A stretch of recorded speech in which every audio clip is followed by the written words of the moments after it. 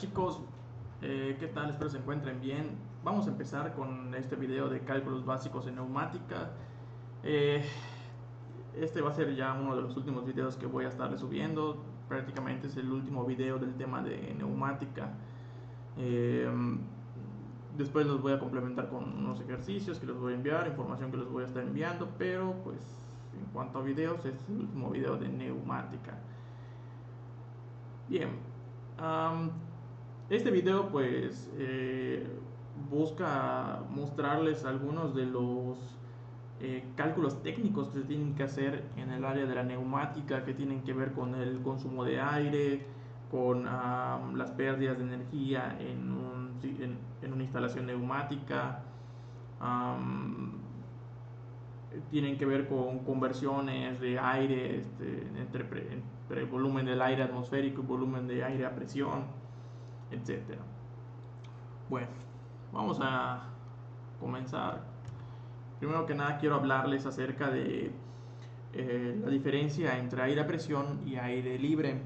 Vamos a entender por el aire a presión cualquier condición de aire por encima de la presión atmosférica.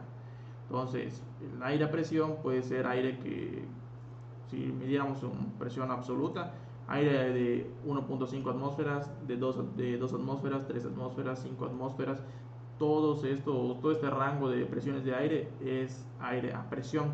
Entonces, aire a presión es cualquier aire que esté por encima de la presión atmosférica. Y el aire que se encuentra en la presión atmosférica le vamos a llamar o denominar en este caso aire libre.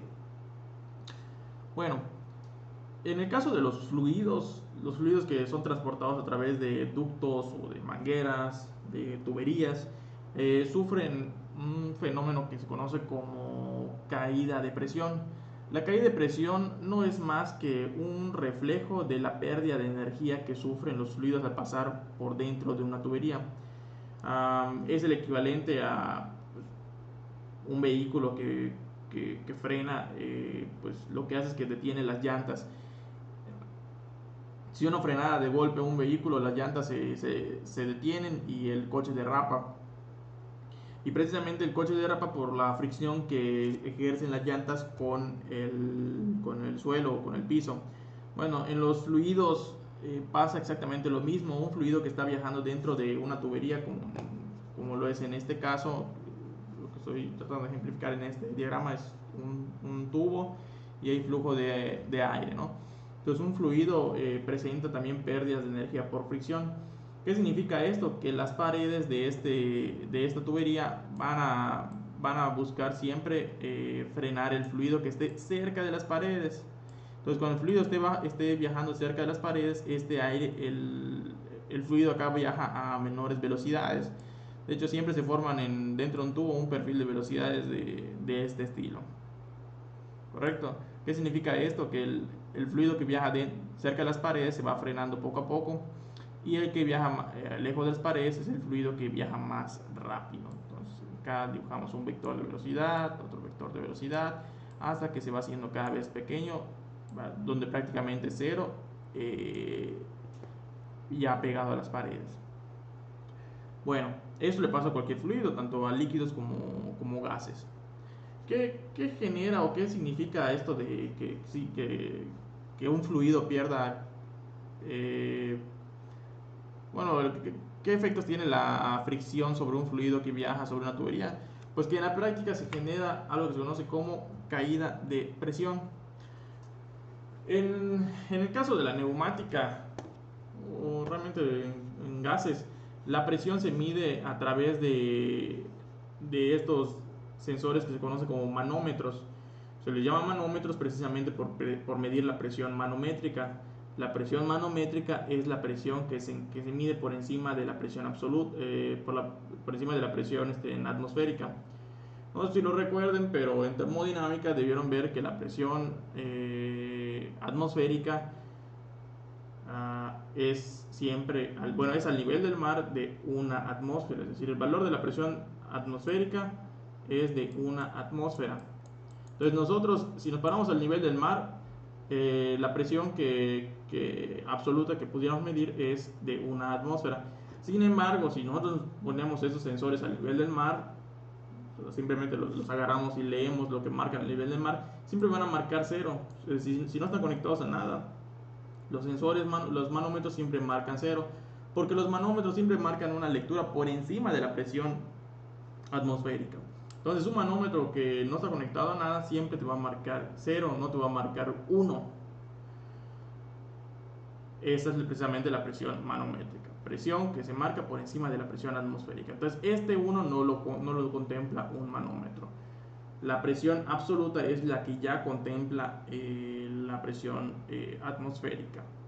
Bueno, les comento esto porque precisamente los instrumentos se utilizan en todos lados para medir presión de aire, es presión manométrica, y que tengan siempre en cuenta que la presión manométrica es la presión que no considera la presión atmosférica. Bueno, la situación o el reflejo de las pérdidas de energía por fricción en un ducto que transporta un fluido es precisamente que si tú colocas, por ejemplo, un manómetro en una tubería de un lado y pasan, no sé, 30 metros y colocas un manómetro y dentro de esta tubería va fluyendo un fluido, ya sea líquido o gaseoso, las mediciones entre esos dos manómetros van a ser diferentes, ocasionando que se genere en la práctica una caída de presión. ¿Qué significa esto de caída de presión? Que la presión acá va a ser superior a esta presión.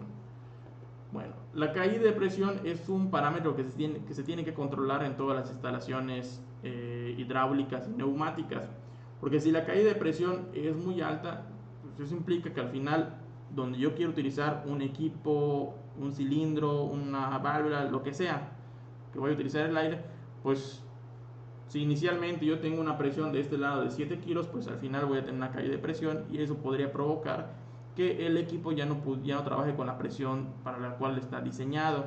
Es decir, está trabajando con una presión menor de la que nosotros creeríamos que está trabajando. Bueno, ¿cuál es el problema de que se generen altos valores de caída de presión? La caída de presión siempre se va a generar, ¿sí? Eso es evidente, no hay que querer hacer que la caída de presión sea cero. No siempre va a haber caída de presión, pero esa caída de presión pues debe ser mínima, es decir, hay que dejarlo en ciertos rangos. ¿Por qué hay que disminuirla? Pues porque eso es dinero, es decir, al fin y al cabo la caída de presión lo que hace es costarnos dinero.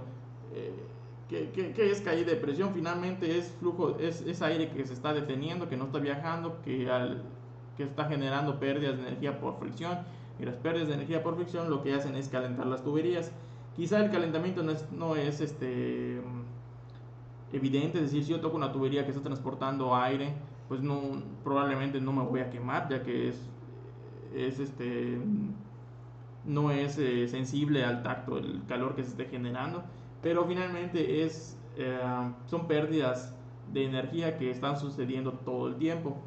Y si esas pérdidas de energía son elevadas, pues al fin y al cabo se va a traducir en costo de energía costo de energía eléctrica, ¿no? Y pues en última instancia en dinero.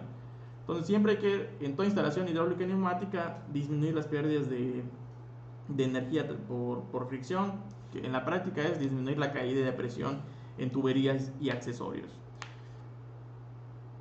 Bien, entonces ahorita a continuación vamos a ver una serie de cálculos relacionados con esto, que tienen que ver con caída de presión, con la presión de operación del sistema, con el aire libre, etc. Para eso vamos a estar empleando dos tablitas y un nomograma, que ahorita les voy a mostrar pues, precisamente cómo se utilizan estas tablas y estos nomogramas. Adicionalmente vamos a ver unas fórmulas que nos van a servir como que auxiliares en el cálculo de algunos parámetros en neumática. Bien, vamos a empezar entonces por conocer la tabla de caudales permitidos. La tabla de caudales permitidos, que es la tabla N1, nos va a servir para poder tener una referencia de cuánto aire debe de pasar por una tubería sin que se generen pérdidas por fricción aceptables. Es decir, acá ya tenemos una tabla que nos dice, bueno, en esta tubería puedes pasar 2000 litros por minuto de aire. sin tener pérdidas de fricción apreciables o son pérdidas por fricción tolerables, ¿no? Que en la práctica ya se dedujo que son las pérdidas por fricción que no representan ningún costo, que permiten que el sistema trabaje correctamente, etcétera. Entonces les pongo de ejemplo una situación, ¿no? Donde uno ya determinó la cantidad de consumo de aire que consume en una instalación neumática. Cuando los cilindros y las válvulas están abriendo, están cerrando, pues finalmente los cilindros se llenan de aire y después lo tiran a la atmósfera. Se vuelven a llenar de aire y lo tiran a la atmósfera. Entonces, eso significa que siempre hay un consumo constante de aire a presión. Bueno, todo el aire que se consume en una instalación se puede cuantificar. En un momento vamos a ver cómo se cuantifica este aire, pero por el momento vamos a suponer un caso práctico, ¿no? Donde requerimos de 3000 litros por minuto de aire libre. En este caso les había dicho yo que el aire libre es el aire atmosférico. La tabla está en términos de aire libre porque siempre se contempla, a ver cómo le explico. Yo puedo tener, por ejemplo, aire por ejemplo, acá tengo una tabla de presiones, ¿no? Yo puedo tener aire a presión de 7 kilogramos por centímetro cuadrado, puedo tener aire a presión de 2.8 kilogramos por centímetro cuadrado, es decir, puedo tener aire a diferentes presiones. Y mientras yo vaya variando el aire a diferentes presiones, el volumen que va a ocupar una misma cantidad de aire va a ser distinto. Entonces, para hacer una verdadera comparación de cuánto aire estoy utilizando, pues ese aire se referencia con respecto al aire atmosférico, es decir, al aire libre. Entonces, siempre al final se tiene que cuantificar el consumo de aire en una instalación eléctrica en términos de aire libre, del aire que ocuparía en la atmósfera. Entonces, si yo, por ejemplo, determino que, bueno, en una instalación voy a consumir 3000 litros por minuto de aire libre y la instalación va a trabajar a 2.8 kilogramos por centímetro cuadrado de presión, pues lo que hago es leer de forma horizontal en esta gráfica, bueno, si la instalación trabaja a 2.8 kilogramos por centímetro cuadrado y yo requiero 3000 litros por minuto, pues tengo que seleccionar la tubería que es capaz de transportar esta cantidad de aire sin que me haga falta, o sea, sin que me haga falta caudal. ¿Qué significa esto? En este sentido, pudiéramos ver que la tubería de 3 cuartos se queda corta, no solamente pueden pasar 1982 litros por minuto de aire. Y en la de una se pasa, ¿no? 3539 litros por minuto de aire. ¿Cuál es la que voy a seleccionar? Pues la de 1 pulgada, porque la de 1 pulgada puede sostener este caudal de aire. No importa que se pase, lo que nunca debe pasar es que te quedes corto, es decir, que te falte caudal. Porque al final, de que yo puedo utilizar esa tubería, la voy a poder utilizar en la práctica, la voy a colocar. Pero ¿qué significa esto? Que se van a generar más pérdidas por fricción que en una tubería de 1 pulgada. ¿Por qué? Pues es el equivalente a pasar una persona por una puerta o querer pasar 2 personas por la misma puerta o 3 personas por la misma puerta, 4 personas por la misma puerta. ¿Quién va a pasar quién va a pasar libremente? Primero que nada, pues una sola persona por la misma puerta. Ahora, en un caso donde yo tenga 2 personas que quieran pasar por una puerta tradicional o las mismas 2 personas que quieran pasar por una puerta pero más ancha, pues ¿dónde van a pasar con mayor libertad? Pues en la puerta más ancha. Entonces es exactamente lo mismo. ¿Dónde van a haber menos pérdidas por fricción? Pues en las tuberías más anchas. Siempre que escojamos una tubería más grande, es un espacio, finalmente un área transversal por donde puede pasar el flujo, donde se van a generar menos pérdidas por fricción. Entonces, siempre una tubería más grande son menos caída de presión. Ese es el resultado. Entonces, en este caso, ¿qué seleccionaríamos? Una tubería de 1 pulgada. Bueno, un dato importante, la presión. Quizás en termodinámica ustedes utilizaron varias unidades para medir la presión, entre ellas la atmósfera, los bares, los milímetros de mercurio, ¿qué más? Los pascales. Sin embargo, en la práctica solo existen dos dimensiones ampliamente utilizadas. Y esas dos dimensiones son los kilogramos por centímetro cuadrado y las libras por pulgada cuadrada, que es el que conocemos como los SI, que viene de pound per square inch, libras por pulgada cuadrada. Ahora, en español, obviamente, siempre lo van a leer como kilogramos o como libras, jamás les dicen sí. Aunque los manómetros marquen tal cual así el sí, acá van a escuchar que la gente lo dice como si fueran libras, ¿no? Porque pues ya los técnicos ya están acostumbrados a que el PSI significa libras por pulgadas cuadradas. Ellos no lo saben, pero para ellos son libras.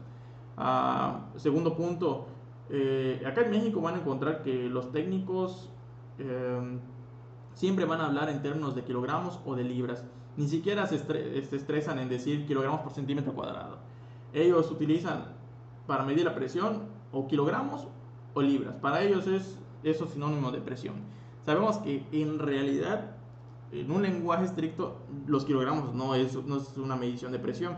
Pero en la práctica, en el argot, los técnicos, por ejemplo, en la llantera, un técnico que maneja algún equipo en una fábrica, ellos siempre van a decir, el equipo trabaja con 6 kilos o trabaja con 32 libras. Pues se refieren a la presión, correcto. Entonces nada más hay que aprender a entender ese lenguaje que se utiliza en el argot, ¿no? Kilos y libras. Así van a escuchar que le digan tal cual a las mediciones en presión. Y para que tengan una referencia, más o menos un kilogramo por centímetro cuadrado es un poquito más que una atmósfera. Entonces, en el lenguaje diario, kilos y libras. Bien, entonces acá en este caso, todas las tablas que tenemos acá están en kilogramos por centímetro cuadrado.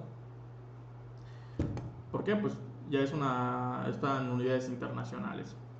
Bien, siguiente medición. La conversión de volumen de aire a presión a litros de aire libre. ¿Cómo se calcula esto? Con esa formulita. Q igual a Q1 por P más 1.033 sobre 1.033, donde Q1 son los litros de aire a presión. Q es son los litros de aire libre y P es la presión de trabajo, la presión que se está operando el sistema. Vamos a hacer un ejemplo práctico para poder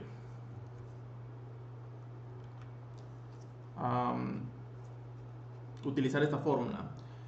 Bueno, el ejemplo dice calcular el volumen de aire libre que se requiere para llenar un tanque de un compresor de 40 litros a la presión de 7 kilogramos por centímetro cuadrado. Recordemos que un compresor pues finalmente tiene un tanque acá abajo que es básicamente un depósito donde almacena aire comprimido. Entonces acá lo que estoy diciendo es que el tanque por ejemplo de este compresor es de 40 litros. 40 litros de volumen, ¿no? Es lo que ocupa realmente. Sin embargo, la cantidad de aire atmosférico que podría contener esto es por mucho superior. Entonces lo que vamos a hacer es calcular cuánto aire atmosférico cabe en este tanque. Sabemos que el tanque mide 40 litros, por lo tanto son 40 litros del aire a presión. Entonces, si los 40 litros los almacena a una presión de 7 kilogramos por centímetro cuadrado, ¿cuánto aire ocuparía esto en el ambiente? Sustituimos Q igual a Q1, donde Q1 son los 40 litros, la P es la presión en kilogramos. Acá de hecho las ecuaciones ya están listas para ser utilizadas con datos prácticos, es decir, con unidades prácticas, que es decir, la presión pues se mide en kilogramos y los volúmenes en litros, ¿no? O litros por minuto. Entonces ya están como que convertidas para ser utilizadas siempre con mediciones prácticas, con las cantidades, con las unidades utilizadas en el día al día. Bueno, resolvemos y encontramos que el volumen que ocuparían esos 40 litros pero a presión atmosférica son 311 litros. Cabe recalcar que si por ejemplo se estuvieran utilizando como un flujo, es decir 40 litros por ejemplo por minuto, se puede utilizar esta misma fórmula eh, donde simplemente este resultado, si acá son 40 litros por minuto, pues el resultado va a ser de 40 litros por minuto. Bien, más o menos pueden observar que son como 8 veces más, va a ocupar como 8 veces más espacio el aire atmosférico que el aire que ocupa el tanque. Pero bueno, esto no es una regla, es decir, no es siempre. Eso depende de la presión de operación. El siguiente cálculo es el gasto de cilindros neumáticos. Recordemos que los cilindros neumáticos son los actuadores, los elementos que convierten el aire a presión en trabajo. Finalmente, para que esos cilindros neumáticos se puedan sacar el vástago, lo que hacen es llenarse de aire. Ese espacio por donde se llenan de aire, pues básicamente es un espacio cilíndrico. Entonces el espacio, el volumen de aire que utilizan tiene una forma cilíndrica. Entonces, para calcular la cantidad de aire libre que utiliza un cilindro neumático, pues es utilizar la misma ecuación anterior, pero con una modificación donde la modificación va a estar en este término, en el primer término, es decir, en esta parte. Esto era el equivalente a la Q1. Entonces simplemente este término lo que hace es medir pues el volumen del aire que cabe en ese cilindro con las unidades o con unidades utilizadas en neumática. En el caso de un cilindro todo se mide en milímetros. El diámetro del eje, o sea, el diámetro del cilindro se mide en milímetros y el largo de la carrera se mide también en milímetros. Por eso es que esta ecuación ya tiene esta forma. Entonces, Q son los litros de aire libre, D mayúscula es el diámetro del émbolo, E de la carrera del cilindro, P la presión en kilogramos y T el tiempo por carrera en minutos. Es decir, cuánto tiempo va a tardar este eje en llenarse, qué tiempo le toma en realizar su carrera completa, ¿no? Desde que empieza a llenarse hasta el final. Y ese tiempo tiene que estar en minutos. Si a todo el cilindro le toma, por ejemplo, 2 minutos en llenarse, pues acá es 2 minutos, ¿no? Si le toma, por ejemplo, 30 segundos, entonces es medio segundo, etc. Vamos a hacer un ejercicio. En este caso dice calcular el flujo de aire que se requiere para trabajar un ciclo de un cilindro neumático de doble efecto de 40 por 200, es decir, de 40 milímetros de diámetro del émbolo por 200 milímetros de carrera y cuyo tiempo de carrera es de 30 segundos. La presión de operación es de 4.2 kilogramos por centímetro cuadrado. Bueno, acá quiero recalcar algo, el cilindro es de doble efecto. Y estoy pidiendo el aire libre que va a consumir este cilindro en un ciclo completo, es decir, primero sale el cilindro y después retorna. Entonces se va a requerir una cantidad de aire para llenarlo, primero para sacar el émbolo y después otra cantidad de aire para regresar el émbolo. Entonces al final yo multiplico mi ecuación por 2, es decir, 2 veces la cantidad de aire. Sustituyo esta constante, 40 milímetros de diámetro, 200 milímetros de carrera, el cilindro se llena y se descarga cada 30 segundos. Entonces acá estoy colocando que es 0.5 minutos, la presión de operación y unas constantes. Resolvemos y nos da que el cilindro va a estar consumiendo 5.09 litros por minuto de aire libre, es decir, el equivalente al aire atmosférico. En la práctica todo este cilindro pues tiene mucho menos volumen, es decir, si acaso va a utilizar, no sé, 0.5 litros, ¿no? Entre llenarse y retornar. Ese es quizá el volumen real de esto, ¿no? No lo sé, se puede calcular, ¿no? Pero el equivalente al aire atmosférico va a ser de 5.09 litros por minuto. Bien. Siguiente cálculo, pérdidas de carga en tuberías, que era lo referente a las pérdidas de energía, ¿no? Que se mide pues finalmente en términos de presión, cuánta presión es la que se pierde entre un punto de una tubería y otro punto. Estas pérdidas de carga las vamos a calcular con esta ecuación. Ahorita les explico cómo se utiliza esta ecuación. Para calcular esto vamos a utilizar este nomograma y voy a utilizar un ejercicio para describir cómo se calcula. Pero bien, primero que nada la fórmula. La fórmula ya calcula las pérdidas de carga, PC es pérdida de carga en la tubería, y se calcula multiplicando la longitud del tubo que estamos utilizando por las pérdidas de carga. Acá le puse un asterisco, las pérdidas de carga, asterisco, que son las pérdidas de carga que leemos en la gráfica. Esta gráfica nos va a dar un valor de pérdidas de carga que se encuentra de este lado, pérdidas de carga en kilogramos por centímetro cuadrado por cada 10 metros de tubería. Y finalmente lo dividimos entre 10 precisamente por esto, porque esta gráfica lo que nos va a dar es una medida por cada 10 metros de tubería. Entonces dividimos entre los 10 metros y multiplicamos por la longitud de pérdidas de carga. Pero ¿cómo rayos se utiliza este nomograma? Veamos un ejercicio. A ver, calcular la pérdida de carga de una tubería conociendo los siguientes datos. Supongamos que la longitud de la tubería es de 30 metros, el diámetro de tubería es de media pulgada, la presión de operación es de 7 kilogramos por centímetro cuadrado. Y el caudal de aire que va a pasar por esa tubería es de 200 litros por minuto. Bien. Solución. Primero que nada lo que vamos a hacer es utilizar este nomograma para poder encontrar cuáles son las pérdidas de carga en esas tuberías. Lo que vamos a hacer primero es ubicar qué caudal va a pasar por esa tubería. Y vamos a trazar una línea vertical. En este caso le estoy dando el caudal libre que va a pasar por esta tubería, que son 2000 litros por minuto. Ubicamos en la parte de arriba el caudal libre, en este caso son 2000 litros por minuto, y simplemente trazamos una línea paralela a las líneas verticales que están inclinadas hacia el lado izquierdo. Segundo paso, trazamos una línea vertical nuevamente paralela a esas mismas líneas, pero ubicando ahora la tubería que vamos a utilizar, que en este caso es media pulgada. Entonces 2000 litros y media pulgada. Tercer paso, ¿cuál es la presión de trabajo que vamos a utilizar en este sistema neumático?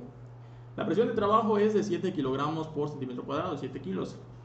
Entonces ubicamos de este lado la presión, tenemos 1, 2, 3, 4, 5, 6, 7. Entonces son 7 kilogramos por centímetro cuadrado. Trazamos una línea horizontal y lo que vamos a hacer es trazar una línea de unión entre este punto y un punto hasta chocar con esta línea, pero siguiendo las líneas verticales inclinadas hacia la derecha. Trazamos y donde chocamos con esta línea vertical leemos de forma horizontal, y el valor leído de este lado es el valor de PC asterisco. Bueno, vamos a utilizar nuestra fórmula y sustituimos. ¿Qué longitud de tubería tenemos? 30 metros. Son los 30 metros que tenemos acá. ¿Qué valor es el que leemos de PC asterisco? En este caso son de aproximadamente 0.37 kilogramos por centímetro cuadrado entre los 10 metros. Resolvemos y obtenemos este valor, 1.11 kilogramos por centímetro cuadrado. Es decir, esa va a ser la presión o la caída de presión que se va a generar en 30 metros de tubería. ¿Qué significa esto? Si nosotros tenemos una tubería, al principio de la tubería vamos a tener una presión tenemos una tubería donde están fluyendo 200 litros por minuto. Eso significa que al principio de la tubería vamos a tener una medición en el manómetro de 7 kilogramos por centímetro cuadrado. Y al final de la tubería, es decir, a los 30 metros, vamos a tener una medición distinta. Esa medición va a caer 1.11 kilogramos por centímetro cuadrado. Es decir, la medición en el lado derecho va a ser de 5.89 kilogramos por centímetro cuadrado. Este valor es básicamente la delta P, es decir, es la caída de presión en 30 metros de tubería. Ahora vamos a hacer una modificación. ¿Qué pasaría si en lugar de utilizar una tubería de media pulgada, utilizáramos una tubería de 3/4? Para ello vamos a modificar este diagrama. Borramos la línea de media pulgada y la línea de unión. Vamos a trazar una nueva línea de unión, pero en 3/4. Trazamos la línea y trazamos la línea de unión, que es esta línea amarilla. Y vamos a tener un nuevo valor de PC asterisco. Sustituimos nuevamente, el nuevo valor de PC asterisco es de 0.095 kilogramos por centímetro cuadrado, lo resolvemos y nos da que la caída de presión es de 0.285 kilogramos. Como pueden observar, es sustancialmente menor este valor de caída de presión que este valor de caída de presión. ¿Cuál es mejor? Este. Acá solamente está cayendo 0.285 kilogramos de presión. Entonces, enseñanza: tuberías de mayor diámetro va a ocasionar que exista una menor caída de presión. Por otro lado, si nosotros hiciéramos un ejercicio donde incrementamos el caudal, pues estamos queriendo pasar más aire por la misma tubería. ¿Qué va a ocasionar esto? Un incremento en este valor. ¿Correcto? Pueden hacer sus propios ejercicios solo de práctica y van a darse cuenta que pues finalmente si yo incremento el caudal va a incrementar la caída de presión. Si yo disminuyo el tamaño de mi tubería va a incrementar la caída de presión, etcétera. Revisen qué es lo que pasa si yo incremento mi operación de trabajo. Bien. Siguiente cálculo: pérdidas de carga en accesorios. Bien, ¿qué son los accesorios? Pues todas los codos, las T's, las válvulas, las reducciones de diámetro de tubería, es decir, todos esos elementos que se utilizan en neumática para poder para poder transportar un fluido. En neumática no solamente vamos a utilizar tuberías y mangueras, vamos a utilizar también estos elementos. Entonces, ¿qué significa esto? La caída de presión no solamente se va a dar a través de tuberías, sino también se va a dar a través de accesorios. Entonces, en una instalación neumática muchas veces tenemos cientos de codos, cientos de T's, de válvulas, etcétera, que cada uno de ellos va a ir contribuyendo a una mayor caída de presión, es decir, mayores pérdidas de energía, es decir, más costo. ¿Cómo calculamos las pérdidas de carga en los accesorios? Pues con una fórmula sencilla. Pérdida de carga en el accesorio es igual a la PC asterisco, la misma PC asterisco que vimos anteriormente, la que se calcula a través del nomograma, por un factor de cada accesorio. El factor de cada accesorio, que es el factor de pérdida de fricción, se obtiene a través de la tabla N2, que es esta que tenemos acá. Vamos a hacer un ejercicio para ver una demostración de cómo se utiliza esta tabla. En este caso, vamos a suponer que tenemos que calcular la pérdida de carga que se genera solamente en un codo de 45 grados que opera en las mismas condiciones de flujo de aire del ejercicio anterior, del ejercicio 3. Recordemos que en el ejercicio 3 utilizamos una tubería de media pulgada, un caudal de 2000 y utilizamos una presión de operación de 7 kilogramos. Eso nos arrojó un valor leído de 0.37 kilogramos por centímetro cuadrado. Es el valor de PC asterisco que leímos de este lado. Y lo que hay que hacer es multiplicar ese valor leído por un factor que vamos a leer en esta gráfica.